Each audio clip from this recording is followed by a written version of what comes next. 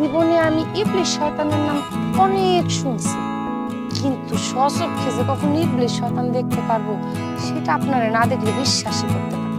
Hello viewers, Bangla TV নাটকের বর্তমান সময়ের তুমুল জনপ্রিয় এক অভিনেত্রী অহনা রহমান। তিনি মূলত বাংলাদেশের নানান এলাকার আঞ্চলিক সংলাপে নাটকে অভিনয় করার মাধ্যমে জনপ্রিয়তার শীর্ষে পৌঁছে গিয়েছেন। তিনি তার অভিনয় জীবনের ক্যারিয়ারের খুব অল্প সময়ের মধ্যেই যেন সকল টিভি এবং নাটক প্রেমীদের মনের মণিকোঠায় জায়গা করে নিয়েছেন। তার অনবরত অভিনয়, আঞ্চলিক ভাষার উপস্থাপন, সংলাপগুলো যেন সকলের হৃদয় ছুঁয়ে যায়।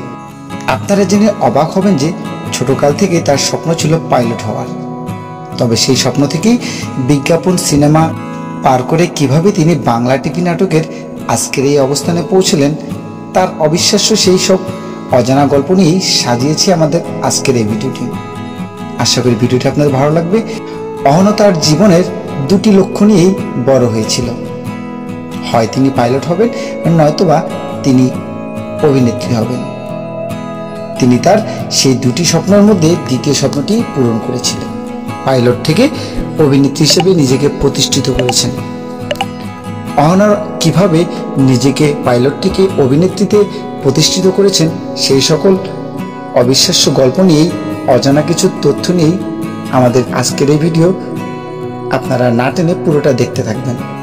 আর আপনারা যারা আমাদের চ্যানেলে নতুন, আপনাদের কাছে আমাদের অনুরোধ থাকবে দয়া করে আমাদের চ্যানেলটি সাবস্ক্রাইব করে আমাদের সাথে থাকবেন।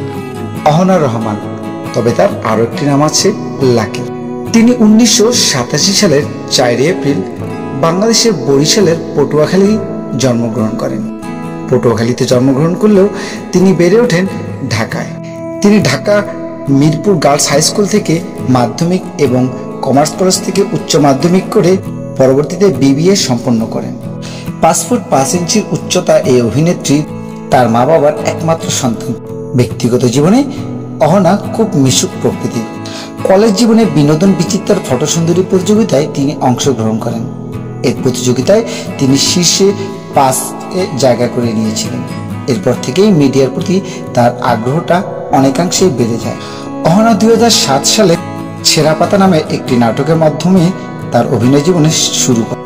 নাটকটি পরিচালনা করেছিলেন রেজানুর রহমান। এই পর্যন্ত অহনা শতাধিক টেলিছবি, ধারাবাহিক এবং খণ্ডনাটক সহ অসংখ্য বিজ্ঞাপন চিত্রে অভিনয় করেছেন। অহনা 2008 সালের চাকরের প্রেম চলচ্চিত্রের অভিনয়ের মধ্য দিয়ে চলচ্চিত্র অঙ্গনে নিজের নাম লেখান।